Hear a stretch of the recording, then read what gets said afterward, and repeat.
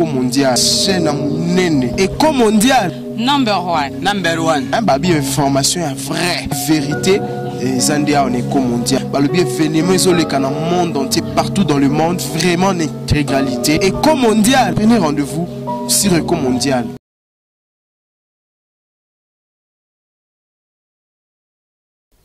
Bonjour à vous qui nous regardez, bienvenue dans votre émission Éco Mondial. Aujourd'hui, nous avons reçu des rescapés, je dirais en quelque sorte, des rescapés qui nous viennent de la Libye. Ils ont vécu des atrocités et ils vont pouvoir nous parler grosso modo des risques et périls qui vous attendent sur ce chemin-là. Nous allons commencer par Ismaël qui va se présenter. Bonsoir tout le monde et je voudrais vous remercier de m'avoir invité sur ce plateau. Et je m'appelle Bouquet Ismaël. Je vous remercie d'être là parmi vous ce soir. Ouais, je m'appelle Zakaria. Je suis content de vous raconter ce soir. Ça me fait beaucoup plaisir. Ouais. D'accord. Comme vous voyez, hein, ils sont un peu timides. C'est, on va dire en quelque sorte, c'est une première fois devant les téléspectateurs qui vont nous regarder dans le monde entier. Connectez-vous sur Éco Mondial. Vous allez pouvoir entendre ce qui s'est passé réellement sur la Libye. Nous allons commencer avec Ismaël. Ismaël, tu nous parles d'un parcours. Exactement, c'est quoi ce parcours? Le parcours de la Libye, c'est un parcours un peu très difficile. Vu la situation que nous traversons en Libye, c'est un peu très difficile d'expliquer un peu ce qui se passe. Et ça n'a pas été un voyage facile, comme on le pense. Et je crois que vous avez vu assez de vidéos sur les réseaux sociaux. Et déjà, le parcours de la Libye, ça se passe comment? Le parcours de la Libye, pour moi déjà, qui est passé par là, moi je quitte du Cameroun pour le Tchad. Et du Tchad, et puis j'émigre vers la Libye, dans la ville de Saba. Saba qui est l'une des villes les plus dangereuses en Libye, il faut le dire. C'est d'où on retrouve assez des Africains qui sont vendus dans l'esclavage, soumis à la torture, aux travaux forcés et dans d'autres différentes prisons de la Libye. Et à Saba, nous rencontrons beaucoup assez de difficultés, comme je venais de le dire. C'est d'où se passe exactement le trafic de la Libye et l'endroit la plus mortel, l'un des endroits les plus mortels de la Libye, à Saba. Moi, quand je suis arrivé à Saba, la première fois que je suis arrivé à Saba, j'étais vendu comme esclave à 150 000 francs CFA. Il fait combien à peu près? 150 000 francs CFA qui font presque dans les 350 dinars libyens. Et combien tu dis? Ça fait 150 000 francs CFA, oui. Ça fait... 150 euros? Non, 250, à peu près 250 euros. 250 euros, vous entendez, ils sont vendus à 250 euros. Une fois vendu, j'ai travaillé pendant 6 mois, travaux forcés, avec le monsieur qui nous a achetés. En tout nombre, je crois minimum entre 7 heures, si je me rappelle encore bien. Et j'ai travaillé 6 mois de jour en jour.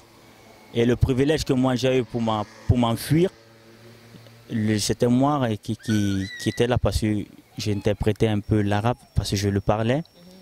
Et il fallait faire la cuisine. J'étais en train de faire la cuisine déjà pour ceux-là qui étaient avec moi. Il fallait préparer. Bon, je faisais le bois et le feu pour préparer des macaronis. Et c'est cette opportunité que j'ai eue pour m'enfuir. En ce moment-là où j'étais en train de préparer, non seulement je courais dans la brousse, mais je ne savais pas exactement où est-ce que j'allais, quoi. Mais en arrivant au centre-ville, j'ai trouvé des lumières, etc. J'ai rencontré un vieux Malien à Saba, c'est lui qui m'a hébergé quand je me suis évadé.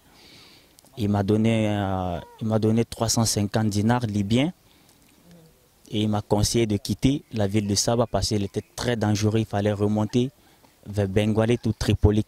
Et vu le montant qu'il m'avait donné, ça ne pouvait pas m'amener à Tripoli et il fallait à tout prix que je quitte Saba parce que c'était un lieu dangereux. Mais une fois quand je suis arrivé, j'étais obligé de m'amener dans la voiture par son chauffeur, qu'il était assez sûr de lui.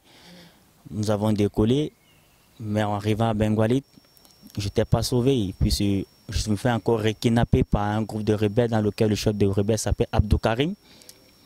Abdou Karim, quand j'étais kidnappé, on nous renvoie en prison. Abdou Karim nous renvoie en prison où je retrouve près de 1000 et quelques Africains qui sont dans sa prison privée. Donc, comme vous venez d'entendre, vous avez entendu, il avait été kidnappé. Grosso modo, c'est ça, tu as été kidnappé. Il a été kidnappé, ensuite vendu. Quand il a été vendu, on l'a retrouvé dans une des prisons où un seul homme a près de 1000 personnes. Un seul homme a près de 1000 personnes dans sa prison. Dans sa prison privée. Je précise, privée. Vous qui voulez faire ce chemin pour aller vers l'Europe ou vers les États-Unis, franchir la barrière de la Libye, aujourd'hui, Ismaël vous dit non, n'empruntez pas ce chemin. Passez par autre part, mais n'empruntez pas ce chemin. Maintenant, on veut savoir à peu près comment ça se passe le recrutement, justement. Comment est-ce que les choses évoluent là-bas au niveau du recrutement? Comment est-ce qu'on arrive à prendre, on va dire en quelque sorte, un noir et qu'on le met en prison? Le recrutement, déjà, ce n'est pas un recrutement en tant que tel. Le recrutement, ça se passe comment? Les Africains qui sont en prison, il y a plusieurs variétés. Il y en a ceux qui se font kidnapper lorsqu'ils rentrent peut-être de leur boulot. D'autres se font kidnapper lorsqu'ils marchent en route. D'autres se font kidnapper lorsqu'ils font la traversée en Méditerranée. Alors le plus difficile, ceux qui payent assez du prix, parce que tout le monde paye le prix, mais ceux qui payent le prix fort, ce sont ceux qui traversent vers la Méditerranée. Parce que ça se passe comment? Une fois que vous sortez en prison, que votre parent a dû vous envoyer de l'argent pour sortir de la prison. Et comment ça se fait déjà les transactions entre les rebelles et les Africains en prison, puisqu'il n'y a pas de banque en Libye. Ça veut donc dire qu'il y a certains Africains qui sont en collaboration avec des Libyens qui ont déjà 1000 ans assis en Libye, qui ont de l'argent suivi en espèces. Ça veut dire le dinar. Ça veut dire une fois qu'il y a des Africains en prison, le Libyen contacte ce dernier qui est à l'extérieur, qui travaille avec eux, vous versez l'argent, votre famille verse l'argent dans son compte, dans son pays d'origine, et lui, il va payer l'argent cash au Libyen pour vous faire sortir.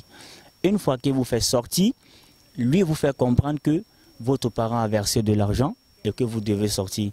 Une fois d'ailleurs, vous ne savez pas où vous devez aller, vous êtes livré encore à vous-même. Ça veut dire une fois que vous êtes livré encore à vous-même à l'extérieur, vous allez vous faire kidnapper par un autre groupe de rebelles en Libye, parce qu'il y en a plusieurs types de trucs.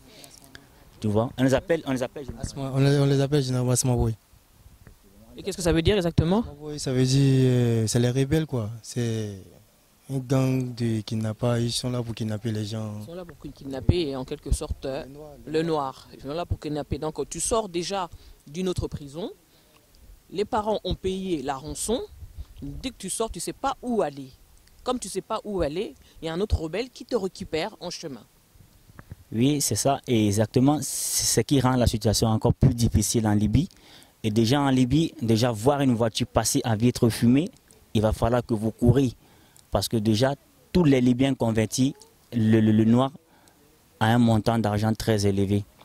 Ça veut donc dire qu'une fois quand tu es kidnappé, parce que chaque Libyen, la plupart des Libyens ont les prisons privées, ce n'est pas les prisons de l'État, c'est les prisons privées. Uniquement pour les Africains, pour les Blacks. Parce que c'est un problème de racisme de peau.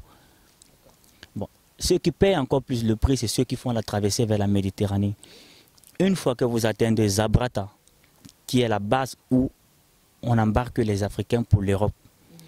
Alors, quand vous faites la traversée, ça se passe comment déjà à Zabrata? Il y a des Libyens qui vous prennent, une fois déjà que vous avez payé l'argent pour l'Europe, ils vont vous lancer en Méditerranée. Et les bateaux arrivés en Méditerranée, chaque bateau, chaque convoi porte un logo, soit un numéro, soit un insigne. C'est un insigne qui représente qu'il a déjà payé un autre chef groupe de rebelles qui peut vous laisser passer. Parce que Zabrata, c'est le coin pour lancer Zawiya. Eux, ce sont les groupes rebelles qui attrapent les Blacks en Méditerranée. Ils font partie de la marine libyenne, mais qui sont aussi des rebelles. Ça veut dire si votre convoi n'a pas d'insigne, alors ils vous attrapent dans l'eau, ils vous demandent déjà qui est la personne qui vous a lancé. Vous donnez le groupe, le nom de votre passeur. S'il n'a pas payé, il vous ramène dans sa prison privée. Pas la prison de la marine, mais sa prison privée. Vous voyez un peu. Une fois dans sa prison privée, vous avez repayer encore. C'est là où la torture commence. La vraie torture commence. Des viols, des tortures, la vente, travaux forcés.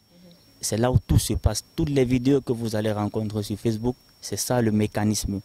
Alors, ceux qui ont payé peuvent avoir la chance d'arriver vers le grand bateau qui est la Croix-Rouge au niveau de la Méditerranée. Mais ça dépend, ce n'est pas tout le monde. Parce que les bateaux ne sont pas assez sophistiqués pour ce voyage-là, pour pouvoir arriver. Donc c'est une question de chance. Parce que lorsque nous voyageons, personne ne sait exactement où est-ce qu'on s'en va. On va arrêter là pour ceux qui nous suivent en direct sur Facebook. Rejoignez-nous sur Ecomondial, www.ecomondial.fr pour la suite de la traversée. On le redit, on ne le dira jamais assez, faites passer le message. Faites passer, le message doit passer. Pourquoi le message doit passer? Parce que c'est pour sauver des vies. On vous sauve votre vie à vous, la vie de la famille, la vie de toute une nation. La nation, c'est laquelle? C'est cette peau qui nous trahit. Apparemment, nous sommes de l'or. En Libye, nous sommes de l'or. Donc tu ne peux pas dire je vais en Libye pour passer des vacances. Donc oublie, parce que tu seras kidnappé. On ne te retrouvera plus jamais. Donc rejoignez-nous sur ecomondial.com dans notre site. Nous, on continue avec Ismaël qui nous donne à peu près les points clés de ce qui se passe réellement là-bas. Moi, j'aurais voulu savoir exactement qu'est-ce qu'on appelle une prison privée. Parce que toi, tu as vécu là-bas. Il n'a peut-être pas dit, il a fait 3 ans et demi en étant en Libye. Il a vécu toutes les atrocités. Il a été kidnappé, il a été vendu et il a quand même réussi à s'échapper. Donc, il connaît un peu les margouilles, il connaît qu'est-ce qui se passe réellement là-bas. Il connaît comment sont les différentes prisons. Est-ce que tu peux nous en dire un peu plus ? Oui, déjà, les différentes prisons, ça se passe comment? Vous avez déjà comme la prison de Rasta, la prison de Sala, Rasta déjà qui est à Zabrata, Sala qui est déjà à Zawiya. Vous avez la prison de la Marine au Sama, vous avez la grande prison de Tripoli et vous avez la prison de Saba. Alors, la prison la plus dangereuse encore en Libye, c'est la prison de Rasta. Parce que Rasta, lui seul peut détenir près de 10 000 personnes, 10 000 Africains en prison. Qu'est-ce que tu appelles 10 000 Africains? Il faut préciser vraiment, parce qu'il y a aussi l'Afrique blanche, il y a aussi l'Afrique noire. Qu'est-ce que tu précises 10 000 Africains? Lorsque j'ai dit 10 000 Africains, ce sont particulièrement les Noirs, puisque les Noirs sont plus nombreux que beaucoup des autres. C'est vrai, il n'y a pas que les Noirs en Libye, il y a des Bangladesh, il y a des Marocains, mais c'est là où j'ai compris qu'il s'agit d'un problème de racisme parce que les Bangladesh sont primordiaux lorsqu'ils arrivent en Libye. Ils ne sont pas trop torturés peut-être parce qu'ils payent cher. Et les Arabes, il y a certains Arabes qui sont torturés aussi, mais ce n'est pas trop par rapport aux Africains parce qu'il s'agit d'abord d'un problème de famille parce que c'est la même famille arabe. Ce qui fait donc que beaucoup d'Africains payent déjà le prix chez Rasta. Parce que Rasta, lui, il achète des Africains dans d'autres prisons. Des Libyens, il les achète, ceux qui n'ont pas eu la possibilité de payer, que les familles n'ont pas pu, lui les achète moins cher dans d'autres prisons et le garde dans sa prison et vous soumet aux travaux, aux tortures très violents. Et il faut faire au moins 9 mois dans la prison de Rasta pour accéder à un téléphone. Comment lui faire? Quelles sont les raisons dans lesquelles il vous enferme assez nombreux?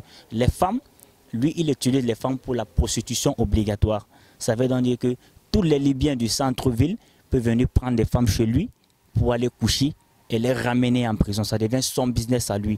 Les hommes peuvent aller travailler dans la maison de d'autres Arabes ou dans les champs, le verse la rançon. Ça dépend du nombre de jours que le monsieur, l'autre Libyen va te prendre. Tu peux travailler 1 semaine et il doit te ramener dans la prison de Rasta. Au fait, c'est un commerce qu'il a mis en place envers les Noirs. Donc il vous fait travailler et c'est lui qui encaisse l'argent. Et vous êtes soumis aux travaux forcés. Si tu as peut-être reçu une balle ou qu'il sent que vraiment tu ne peux plus tenir, là, il peut te vendre. Là, c'est là où tu peux avoir la chance. Il te vend, malgré que tu as reçu une balle, Oui, il te vend. Il te vend parce qu'il sait que tu ne peux plus produire. Là, il te vend. Il te vend. Là, maintenant, c'est à toi, il te vend. Et là, la personne qui t'achète, tu dois faire venir l'argent par ta famille à ce dernier qui t'a acheté pour trouver ta propre liberté. C'est ça la prison des Rasta. Et ça se passe un peu, c'est un peu étendu dans tout le territoire libyen vis-à-vis des Africains. Et ça meurt assez. Chaque jour, ça meurt dans les prisons. Et ce sont des prisons clés. Ce sont des prisons qui ne sont pas faciles à retrouver si vous n'êtes pas passé par là-bas. Mais je sais que beaucoup d'émigrés connaissent assez ces prisons-là. Pour ceux qui sont passés, connaissent exactement de quoi je suis en train de parler, des prisons auxquelles je suis en train de parler, y compris les noms de ces rebelles-là. Ce n'est pas facile. Ça, là, lui, il se charge rien que pour l'eau. Lui seul peut arrêter particulièrement 15 convois en une nuit. Alors, chaque convoi a 120 immigrants. Si vous faites 120 déjà fois 15, ça fait beaucoup, assez de chiffres. Alors, il a une grande prison où il stocke tout le monde. Il sert de les femmes parce que la femme coûte très cher. Parce qu'elle est commercialisée. Les hommes, vous devez faire venir la rançon. Vous ne faites pas venir la rançon, alors vous êtes soumis à la torture. Donc vous avez entendu, la femme en Libye coûte très cher. Donc vous qui espérez venir en Europe, passer de l'autre côté de la Méditerranée, en tant que femme, si vous voulez emprunter ce chemin-là, vous savez qu'est-ce qui vous attend. Ça vaut risque et péril. Il vient de le dire, on vous commercialise sexuellement, on vous utilise sexuellement. Donc tu viens pour pouvoir transiter, tu crois que tu vas transiter, mais tu ne vas pas t'en sortir. Il le dit, il y en a qui meurent. Et si jamais tu reçois une balle, le propriétaire de la prison te revend, malgré que tu as reçu la balle. Donc c'est exactement ce qui se passe en Libye. Et une fois déjà, parce qu'il y a des trucs fatals qu'il faut qu'on le dise. Une fois à Zabrata, qui est l'embarcation de la Méditerranée, ça se passe comment? Les Libyens peuvent vous regrouper, ça dépend de la dimension de son foyer, là où il est là. Ils peuvent vous regrouper près de 15 000. Un comme moi-même, Zabrata, lui seul peut avoir minimum près de 800 et quelques personnes. Près de 8 000, hein, 8 000 et quelques, parce que lui fait 15 convois en une nuit. Si vous faites 120 déjà fois 15, il a tout un quartier, presque un quartier. Comment? Oui, souvent, moi-même dans le Zodiac où j'étais, on était 185. Hein. Souvent, ça dépasse 185, 190, ça dépasse quoi. Ça dépend, donc ça dépend les 120 en fait. Bon, 120 c'est rare, c'est un peu rare. C'est un peu rare, Oui. souvent ça dépasse. Les Oui, souvent convois ça dépassent. oui, la majorité même ça dépasse. La majorité dépasse. Donc vous vous rendez compte un peu du nombre. Comment est-ce que vous êtes commercialisé? Comment est-ce que cette couleur est commercialisée en Libye? Dans chaque convoi, il y a en moyenne plus de 120. Donc comme il dit, ça dépasse 180, 190, ça peut aller au-delà. Donc à lui seul, donc à Zabrata, c'est ça, à lui seul, il a 8000, c'est ça? 8000 dans sa prison privée. Dans sa prison privée. Dans sa prison privée.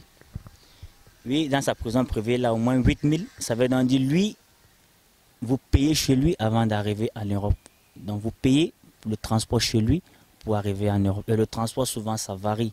Ça peut être 150 000, ça peut être 200 000, ça peut être 300 000. Il n'y a pas le prix juste. Mais ça commence à partir de 100 000 en montant pour embarquer pour l'Europe. Ça veut donc dire que s'il y a 100 ou 180 personnes qui ont déjà payé, ça fait déjà un convoi qui doit être embarqué pour l'Italie. Mais là, le problème, comme mon frère vient de le dire, ça me revient même encore à la tête, il n'y a pas que 180 parce que ça dépend des convois. Il y a des convois, il y a les bateaux en pirogue, en bois, qui sont un peu plus grands. Il peut prendre 400 personnes en un voyage, à 500 personnes. Ça veut donc dire que ces bateaux ne sont pas assez sophistiqués parce qu'ils portent 2 moteurs de 25 chevaux. Alors lorsqu'il arrive en Méditerranée, après 3 heures de temps, il craque. Lorsqu'il craque, on a 500 personnes directement qui décèdent. Mais le Libyen ne se contente pas, ne se contente pas des corps. Mais lui, c'est son argent qui l'intéresse. Si le black meurt, pour lui, c'est comme un chien qui est mort. Alors lui seul, en plastique qui peut lancer 15 convois dans l'eau. Sur les 15 convois, il y a peut-être 7 qui peuvent arriver, 8 qui vont mourir. Ce n'est pas tous les convois qui arrivent. Alors à partir du moment où on a 8 convois qui meurent, il n'y a pas une chaîne de télévision, quelqu'un qui viendra filmer ça. Ça fait assez de morts à la Méditerranée. Une fois quand les corps sont en train de sortir, parce qu'on lance la nuit, le matin il y a des dégâts, les corps sont en train de sortir. Il faut enlever ceux qui sont les Africains qui sont encore dans les prisons pour pouvoir tirer les corps qui viennent au bord de l'eau. Une fois quand les corps sont déjà là, ce n'est pas fini. C'est là où ils introduisent encore un autre business dans le business. Ça veut donc dire quoi? Ils essaient maintenant de décapiter et de retrouver les parties qu'ils en ont besoin. Qu'est-ce que vous appelez les parties qu'ils en ont besoin? Ça veut dire quoi? Ils enlèvent, ils coupent des pieds, ils enlèvent, ils opèrent le ventre pour récupérer. Je ne sais pas, c'est le froid, ça dépend, ce sont eux qui savent ce qu'ils enlèvent à l'intérieur. Ça fait tout un tas de cadavres. Mais il n'y a pas un cimetière de Black en Libye. Ça veut donc dire qu'il faut creuser un trou après pour verser tout ça à l'intérieur, tous les corps. Donc ils creusent un trou sur la plage même. Sur la plage avec l'engin, parce qu'ils ont le matériel comme une armée militaire. Ils ont tout ce qu'il faut. Ils ont toutes les marques des armes et les engins. Ils sont vraiment armés et blindés. Ils sont bien préparés pour ce business-là. En fait, ce que tu essaies de nous dire, c'est un trafic d'organes. C'est un trafic d'organes qui s'opère une fois que la mer rejette le corps. C'est de là où commence le trafic d'organes. Et c'est vous qui êtes emprisonnés, qui on vous fait sortir pour pouvoir ramasser les corps, les cadavres. C'est exactement ça. Et lorsque vous ramassez, lorsqu'on vous fait sortir, vous ne pouvez pas fuir parce qu'il y a toute une armée avec des armes qui vous surveille. Vous faites sortir des corps et on vous ramène dans les prisons. Vous voyez? Maintenant que le travail commence. Alors quand le travail commence, vous les voyez avec des glacières au bord de l'eau. L'engin, il y a un Libyen à l'intérieur du camion qui est en train de creuser le trou. Ils creusent le trou et puis eux-mêmes se mettent à balancer. Ils se mettent, l'engin pousse, parce qu'on a déjà entassé. Ils poussent les corps morts. Ils poussent les corps morts et puis fessent la terre. Et le même jour, il y a une autre embarcation et parfois ceux qui ont retiré les corps en Méditerranée, on les change de prison pour qu'ils ne donnent pas le signal à ceux qui sont à d'autres. Souvent on les écarte. Parce que si les autres savent, ils auront peur de voyager, on les enlève. Ça veut dire qu'il y a une division maintenant. Ça veut dire vous qui de l'autre côté, vous ne savez pas ce qui se passe. Tu ne peux que voir le dehors le jour où tu vas, le jour où tu vas arriver au bord de l'eau, c'est le jour où tu risques de voir encore, c'est le jour où tu vois encore le dehors. Mais tu ne sais pas exactement. Tout ce qu'on va nous dire, c'est qu'ils sont arrivés en Europe. Mais personne n'a la certitude de ce que tout le monde est arrivé. Tout le monde est arrivé. Alors comment j'ai su tout ça? Parce que j'ai fait la traversée 8 fois. Mon ami, il était avec moi, il connaît. On était dans le même endroit à ce temps-là. J'ai fait la traversée 8 fois. Je n'ai pas eu la chance d'arriver en Europe. Comment j'ai fait pour survivre en Méditerranée? La première fois qu'on nous lance, on a eu panne de moteur en Méditerranée. La panne de moteur, on nous a lancé, je crois, à 2 h du matin. On a eu panne de moteur en route, en pleine Méditerranée. Le moteur ne démarre plus. Au retour, c'est les vagues maintenant qui nous ramènent au bord de l'eau. Vers la côte. Vers la côte. Parce que le voyage est un peu compliqué. On peut nous lancer à 2 h, l'eau est stable. Le matin, tu vois, le climat, la météo a changé, tout se mélange. Alors, ils commencent à nous, ce sont les Libyens, après avoir passé, c'est à 14 h le lendemain que nous avons pu toucher le territoire. C'est d'autres rebelles qui sont venus nous tirer pour nous ramener dans les prisons. Parce que là, il faut maintenant vivre en mer. Parce qu'ils font la patrouille dans l'eau pour voir s'il y a les Africains dans l'eau. Ils nous ramènent dans les prisons dans lesquelles il faut repayer pour sortir. Alors j'ai fait la traversée 8 fois, je n'ai pas pu arriver en Europe. J'ai annulé même le voyage, j'étais tellement fatigué. Mais j'étais obligé de repartir avec la guerre qui s'est passée à Tripoli. Puis à un certain moment donné, je crois en août 2016, il y a eu près de 500 morts à Tripoli qu'ils ont abattus. Parce que quand tu parles de 500 morts, c'est 500 blacks, c'est 500 blacks. Il y avait beaucoup de filles nigériennes parmi qui ont perdu la vie, y compris les hommes, à Tripoli, à Grigaresh. Je me souviens encore, c'était à Grigaresh. J'étais obligé il fallait quitter obligatoirement. Donc c'est ça le business qui se passe en Libye. Alors maintenant, il y a un petit truc qui est un peu tracassant. Lorsqu'on arrive, lorsque vous voyagez, les bateaux qui n'ont pas les insignes, ça veut dire que ce sont les bateaux déjà vendus. Ceux qui peuvent arriver, ça c'est Dieu. Alors qui sont les personnes qui conduisent le Diac pour l'Italie, le bateau pour l'Italie? Ce sont des Africains particulièrement qui viennent du Sénégal, de la Gambie, parce qu'eux là-bas ils font beaucoup dans la pêche, ils sont habitués avec ça. Même Ils connaissent comment on conduit les bateaux. Alors maintenant, on fait pression parce qu'ils ne se déclarent pas, la plupart souvent ne se déclarent pas, mais on fait pression, ce n'est pas le Libyen qui conduit l'Africain pour l'Europe, mais on fait pression sur ces Africains-là avec des armes pour amener d'autres. Eux aussi sont emprisonnés. Ils sont déjà prisonniers, tous sont prisonniers. Parce que nous, on se disait, voilà, c'est le Libyen qui va nous conduire, puisqu'il maîtrise l'eau, c'est plus rassuré. Mais ça n'a jamais été le cas. Et on n'a jamais dit aux Africains en Libye qu'en 6 mois, vous ne pouvez pas arriver en Italie. Nous faire comprendre que c'est 3 heures de temps. Mais quand tu arrives en Méditerranée, tu te rends compte qu'en 6 mois, tu ne peux pas, avec ce moteur, déjà, avec le bateau. Ce bateau, il est déjà en plastique. Il est déjà en plastique. On a 3 bidons d'essence. 3 bidons d'essence, on ne peut aller nulle part avec. Ce qui fait donc qu'à un moment donné, vous vous imaginez, vous êtes plié comme ça, vous êtes peut-être 180, vous ne pouvez pas faire le mouvement. À un certain moment donné, les genoux, effectivement, ça commence à faire mal, ce qui crée la panique en mer. Quand le monde commence à se lever, j'ai mal ici, les femmes enceintes, y compris les enfants. Quand vous commencez à ressentir, si une personne se lève, alors si tout le monde se lève, le bateau, il a cassé. Tout le monde est obligé de mourir. C'est ce qui fatigue le plus. Parce qu'on ne dit pas assez de vérité dans ce voyage-là. Donc vous avez compris, vous avez entendu, on vous vend du rêve. Sur ce trajet, on vous dit que vous allez faire 3 heures. De la Libye pour l'Italie, on vous dit que vous allez faire 3 heures. Or, c'est même pas 3 heures, c'est 6 mois, c'est ça? Même en 6 mois, avec le bateau dans lequel on vous met, même en 6 mois, vous n'arriverez pas. Parce que comme il le dit, on vous donne 3 bidons d'essence pour pouvoir arriver. Avec ces 3 bidons, vous n'y arriverez pas. Et on vous dit que ces 3 heures, vous êtes assis comme il l'a démontré. Pendant 3 heures, au bout d'un moment, les articulations font mal. Donc vous êtes obligé de pouvoir vous lever dans le bateau. En vous levant, c'est là où vous cassez le bateau. Exactement, c'est là où le bateau se casse. On ne peut plus avancer et c'est ça qui crée beaucoup assez de morts. Alors lorsque vous entendez assez de chiffres, on ne vous donne pas les chiffres exacts des Africains qui meurent en Libye. On ne vous donne pas assez de chiffres. Ça meurt énormément chaque jour en Libye. Alors d'autres vont me poser la question, comment est-ce que vous savez que ça meurt énormément en Libye et que vous continuez à venir? Mais moi je dis, c'est plus mieux, pour moi je dis c'est plus mieux de mourir en mer que de faire demi-tour. Parce que faire demi-tour, c'est plus difficile que d'avancer. Parce qu'il y a la tortue déjà des rebelles qui t'attendent. Et je ne crois pas que tu vas tenir. Personne ne peut tenir le coup avec ça. Donc avancer, ce serait plus mieux que de retourner.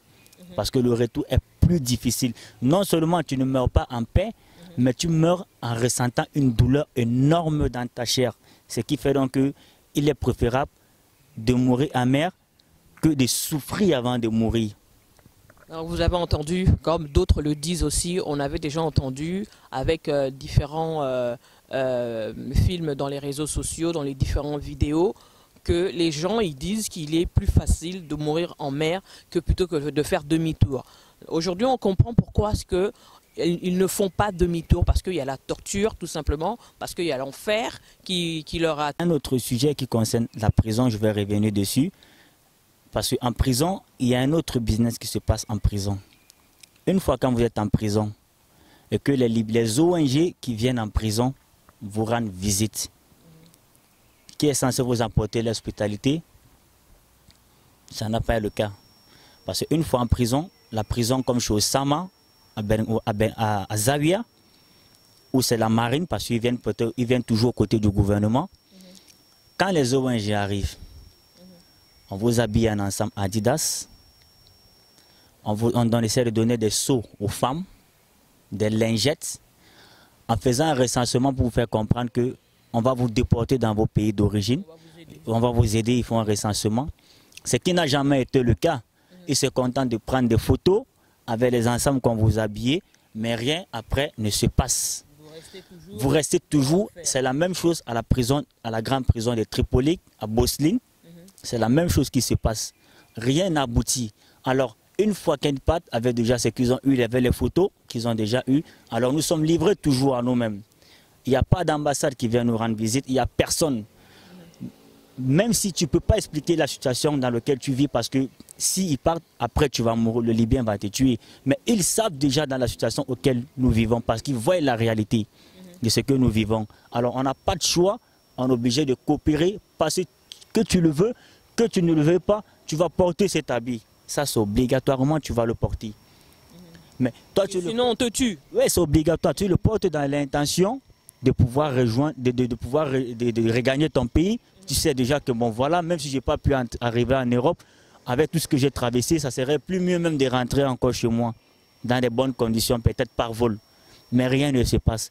Mais il a fallu juste la vidéo d'une sœur africaine de CNN qui a démontré au moins exactement la petite réalité de ce qui se passe. Et je voulais la remercier déjà en passant, parce que cette vidéo a permis aujourd'hui que certains chefs d'État africains prennent conscience d'envoyer au moins, ne serait-ce que le vol, pour pouvoir ramener ceux qui avaient la possibilité de rentrer. Et ceux qui ont bénéficié de ça, c'est ceux qui se retrouvaient à Tripoli. C'est une petite majorité qui se trouvait à Tripoli. Parce que là où on retrouve assez de blacks, c'est à Zabrata et à Zawiya, y compris les prisons privées des noms des personnes que j'ai citées. C'est d'où on retrouve effectivement assez de blacks. Mais ceux-là n'ont pas la possibilité de retourner vers Tripoli. Parce que quitter de Zabrata pour Tripoli, ce n'est pas facile, ce n'est pas de chocolat. Donc, ce sont des actions qu'il fallait qu'on mette en place. Bon, moi, je me suis dit, bon voilà, parce que ce sont les Africains qui sont en Libye, parce que c'est un problème qui date de très longtemps. On n'a pas été entendu, on n'a pas eu de soutien en ce moment-là, et rien ne s'est passé jusqu'à présent. Donc, c'est un peu ça, quoi. Moi, je trouve que, bon, avec peut-être une intervention militaire, il fallait encore donner plus de moyens pour pouvoir aider encore ceux-là qui sont encore en Libye, parce que ça, jusqu'à l'heure où je vous parle, c'est toujours en train de souffrir en Libye. Et j'ai des contacts avec vous, avez des amis qui ont la possibilité d'obtenir un téléphone vers Tripoli, qui sont un peu cachés dans certains endroits, qui essaient de communiquer, mais qui ne peuvent pas regagner le pays, ni de ressortir un peu dehors. Ils essaient de faire avec les moyens de bord, juste pour pouvoir au moins se communiquer. Ce n'est pas assez facile. Mais comme c'est l'Africain, on ne prend rien au sérieux. Voilà, ce sont les Africains qui sont là-bas. L'Union internationale ne fait rien pour ces gens-là. Il n'y a pas d'intervention militaire pour nous, il n'y a rien. Et pourtant, les Africains meurent de jour en Libye. Frères et sœurs, ça meurt vraiment, vraiment en Libye. Croyez-moi, ce n'est pas du jeu en Libye. Voilà, vous avez entendu Ismaël, comment est-ce qu'il a décortiqué en quelque sorte ce qui se passe réellement en Libye, parce que lui, il l'a vécu, comme il le dit si bien, il l'a vécu, donc il connaît très bien la Libye, et je le répète encore, si vous voulez passer de l'autre côté de la Méditerranée, n'empruntez pas ce chemin, faites passer le message. Tout le monde doit entendre ce qui se passe réellement en Libye.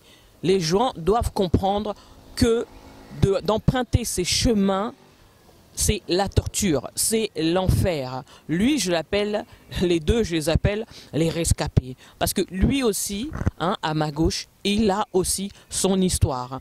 Hein, il a aussi son histoire à pouvoir raconter. Qu'est-ce que vous pouvez nous dire, rajouter en plus de ce que Ismaël a dit? Peut-être que bon, il aurait peut-être oublié certaines choses. Bah, pour moi, il a tout dit. Hein. Oui. Il a tout dit parce que... Vous aussi, vous étiez en Libye? Si, j'étais là-bas, mais d'abord j'étais au Maroc. Bah, tu vois, Maroc, comment ça s'est passé au Maroc pour vous? Maroc, je peux dire, c'est un peu différent parce que là-bas, comme il n'y a pas la guerre, bah, ils sont même chose. Marocains, Algériens, Libyens, ils sont pareils. C'est la même chose. Seulement que Maroc, il n'y a pas la guerre. Et tu es libre de travailler. C'est un peu ça, quoi. Sinon, ce qui se passe à la barrière, c'est pas ce que on voit sur les réseaux sociaux. Voilà, c'est pas ce qu'on voit sur les réseaux sociaux. À la barrière, là-bas, chaque jour que Dieu fait, il y a les morts. Il y a les morts, il y a les centaines de morts. Mais ce qu'on voit sur les réseaux sociaux, tu peux rester chez toi à la maison, te connecter. Tu vois, c'est facile. Mais quand tu arrives devant la réalité, c'est autre chose, tu vois. Donc, ce qu'on peut dire à nos frères et sœurs, ils n'ont qu'à rester au pays, c'est encore mieux, quoi. Oui, parce que nous, on parle, on ne fait que parler, mais beaucoup ne nous croient pas, tu vois. D'autres disent, c'est dur, mais vous avez passé, c'est bon, ou puis vous avez pu passer. On n'a pas la même chance. Nous, ce qu'on a vu, même mon ennemi, mon plus grand ennemi, je ne peux pas le conseiller de prendre la voie là pour aller soit au Maroc, soit en Libye. On ne savait pas ce qui nous attendait. Si on savait ce qui nous attendait en Libye, par contre, ou au Maroc, moi, je n'allais jamais sortir, j'allais rester chez moi. J'allais rester auprès de ma famille parce qu'il y a beaucoup qui sont morts. Les parents ne savent pas s'ils sont encore en vie ou s'ils sont encore en Libye ou s'ils sont en Italie. C'est ça qui est un peu dangereux, tu vois. Par contre, il y a les mamans qui sont au pays là-bas avec les papas. Vous te dites que mon enfant en Italie ou bien mon enfant en Espagne, attends, son enfant est déjà mort. Il y a longtemps. Lui-même, ses amis, même avec qui sont ceux qui sont quittés au pays, ils sont quittés ensemble, ils peuvent passer au pays là-bas. Ils se donnent les idées. Vous pouvez sortir, par exemple, 3 ou 4 comme ça, ou 5, pour aller vivre, pour emprunter le chemin. Par contre, si vous avez la chance, d'autres peuvent rentrer. Mais ce qui reste, c'est l'argent. Je ne sais pas comment je vais vous expliquer ça. Ceux qui restent, ils réussissent à passer de l'autre côté. Oui, ils réussissent à passer de l'autre côté. Mais ceux qui restent, ils sont nombreux que ceux qui meurent. Oui. Lorsqu'il dit ceux qui restent, c'est ceux qui meurent. Grosso modo, comme il a dit Ismaël, vous pouvez être, grosso modo, allez, on va dire 10 000 à vouloir emprunter ce chemin-là. Mais dans les 10 000, vous ne serez même pas 20. Vous ne serez même pas 20. Vous ne serez même pas 20 à arriver de l'autre côté. Tu vas te dire peut-être, oui, je vais arriver de l'autre côté, je veux faire partie des 20. Mais tu ne connais pas ton destin. Ton lendemain ne sont pas assurés par toi. Tu ne connais pas si tu vas arriver, même arriver jusqu'à dans la mer, même arriver à même prendre le bateau. Parce qu'il y a d'abord la prison qui t'attend. Il y a la prison qui t'attend, il y a les tortures. On n'a pas parlé... Ce que j'aurais voulu savoir, les enfants dans tout ça. Quand il y a des enfants qui arrivent, les enfants sont où exactement? Est-ce que les enfants sont aussi emprisonnés? Comment ça se passe pour les enfants? Bon, déjà, les enfants sont emprisonnés ici avec les mamans. Ça, parce qu'une fois déjà qu'on kidnappe la maman, l'enfant aussi fait partie des gens.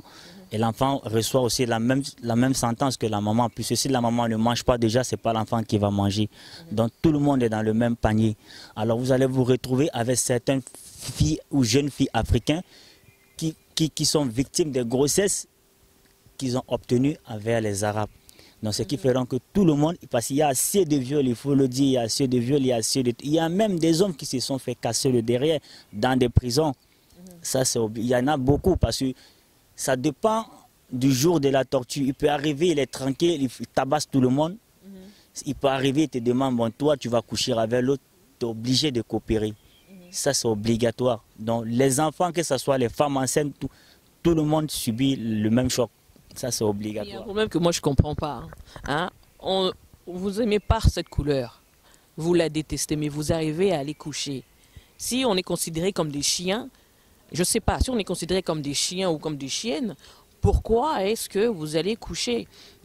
Je dirais en quelque sorte, il y aura aussi d'autres personnes qui auront réussi à passer de l'autre côté, allez, je dirais, sur les 10 000, dans les 20, il y aurait peut-être une femme qui réussirait à passer de l'autre côté, mais en étant enceinte, une grossesse assez avancée où elle ne peut pas avorter, où elle va effectivement accoucher de cet homme qui l'a violée. Et elle devrait relever, comment on appelle ça, élever l'enfant où elle est arrivée. Vous vous rendez compte? Donc toi qui as violé, tu es là, tu continues ta vie en sachant pas que tu as un enfant quelque part, que tu avais violé une femme noire qui était en Libye. J'arrive pas à comprendre ce sentiment, c'est bizarre. Mais bon, en tout cas, fut un plaisir de vous avoir avec nous sur Écho Mondial. Je vous invite à encore continuer à nous suivre dans votre site.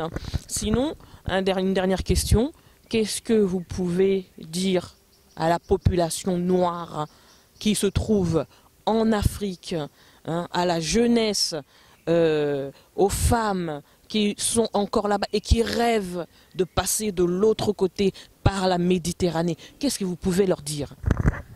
Bon, déjà pour moi, ce que je peux dire à la jeunesse africaine, particulièrement à tout le monde qui a encore l'intention de venir vers l'Europe par ce genre de route, c'est déjà d'oublier ça parce que c'est très dangereux. Et moi, je leur conseille plutôt de se contenter, chacun n'a qu'à se contenter de l'activité qui pratique au pays, même si ce n'est pas assez rentable, mais de se contenter de ça que de venir se sacrifier ou de venir souffrir dans les routes dans lesquelles nous sommes passés. Parce que si j'essaie de parler aujourd'hui, c'est parce que je ne voudrais plus que les mêmes erreurs se répètent et je ne voudrais pas que nos frères ou nos sœurs puissent emprunter cette voie. Alors moi, je les demande de se contenter de ce qu'ils sont en train de faire au pays, ce n'est pas facile, mais que s'ils veulent venir en Europe, de trouver un autre moyen très confortable qui peut les permettre de venir en Europe sans avoir assez de difficultés comme ce que nous avons traversé. C'est tout ce que je peux les dire. Voilà, vous avez entendu, nous sommes arrivés à la fin. Est-ce que vous aurez un message à rajouter? Tout ce que je peux dire, chacun est bien ses choix, quoi. C'est tout ce que je peux dire. Rester au pays, c'est encore mieux que de prendre la route de la Libye ou la route du Maroc. Ouais, c'est du n'importe quoi, tu vois. Chacun est bien chez soi, en tout cas.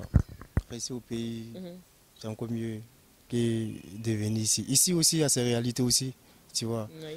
Voilà, donc la vie, tu peux rester chez toi, tout ce que tu veux obtenir dans la vie. Si tu te bats, tu auras tout ce que tu veux. Voilà, donc rester au pays, c'est encore mieux, quoi. Okay. Voilà. Merci à vous, merci d'avoir accepté notre rendez-vous, en tout cas. C'est fut un plaisir de pouvoir vous recevoir dans Écho Mondial. Merci, je remercie aussi Afrodescendance, car c'est eux qui m'ont mis en contact avec Ismaël. Merci à toutes les internautes qui nous regardent. Passez le message ne passera jamais assez. Passez le message. L'Afrique noire doit comprendre que de pouvoir passer dans ces pays, dans ces différents pays, il faut oublier parce que vous sortez en quelques guillemets d'un paradis pour arriver dans un enfer. Donc, essayez de pouvoir rester chez soi. Comme il l'a très bien dit, on est très bien chez soi. Voilà. Donc, je vous dis à très bientôt. Sûrement, il reviendra pour pouvoir parler encore et encore parce qu'on doit l'entendre. Comme il est là, il n'a pas tout dit. Il a une liste noire. Qu'il connaît des personnes, comme il l'a dit, qui sont déjà décédées ou la famille espère pouvoir avoir des nouvelles, or que ces personnes-là sont déjà décédées. La liste est longue, la liste est très longue. En tout cas, n'empruntez pas ces chemins, c'est tout ce qu'on peut vous demander. Voilà, bonne journée à vous, bonne soirée à vous, peu importe où que vous soyez.